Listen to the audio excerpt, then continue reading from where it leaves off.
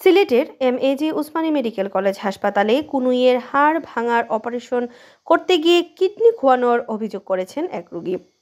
গত বুধবার এমন অভিযোগে সিলেটের অতিরিক্ত চিফ মেট্রোপলিটন ম্যাজিস্ট্রেট আদালতে মামলা করেছেন ভুক্তভোগী খসরু মিয়া।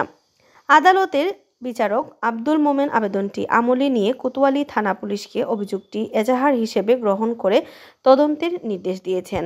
মামলার বাদী কানাইঘাট উপজেলার ফতেহগঞ্জ গ্রামের খসরু মিয়া। মামলায় উল্লেখ করা হয়, গত বছরের 17 নভেম্বর হাতের কনুই ভাঙা হাড়ের অপারেশনের জন্য তাকে অপারেশন থিয়েটারে নেওয়া হয়।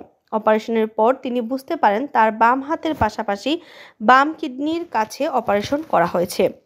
বিষয়টি নিয়ে কর্তব্যরত চিকিৎসকের সাথে আলাপ করতে গেলে তারা দুর্ব্যবহার করেন। বাড়ি ফেরার পর তিনি আরও অসুস্থ হয়ে পড়লে গত 15 জানুয়ারি তিনি আলট্রাসোনোগ্রাফ করে নিশ্চিত হন তার বাম কিডনি অপারেশন করে অপসারণ করা হয়েছে। এ ঘটনার প্রতিকার চেয়ে খসরু মিয়া আদালতে মামলা দায়ের করেন। এ প্রসঙ্গে উসমানী হাসপাতালের উপপরিচালক সৌমিত্র চক্রবর্তী গণমাধ্যমকে বলেন, এরকম কোনো অভিযোগ তার জানা নেই।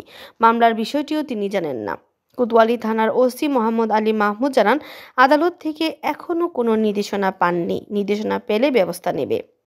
আন্নামা চৌধুরী, বাংলাভিউ টিভি, সিলেট।